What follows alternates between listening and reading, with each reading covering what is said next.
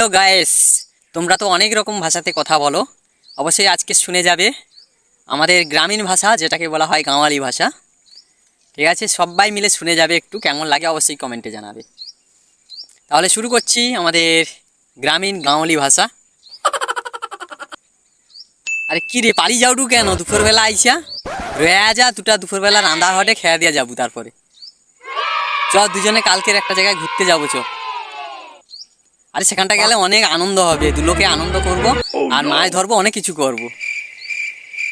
আগো তোমানে পালিয়ে যাওটা কেন গো? এদিকে চলে আইসো, একটা কথা কইব, শুনিয়া যাও। কি রে, ভালো আছু? কি করুডু? আরে কাই যাবো অত তাড়াতাড়ি তাড়াহুড়া করুডু? অবশ্যই ভালো লাগলে, পুরোটা বলতে পারলাম না, অনেক কিছু আছে, কিঞ্চিত কিছুটা শোনালাম। যদি ভালো লাগে অবশ্যই কমেন্টে জানাবে যে ভাষাটা কেমন।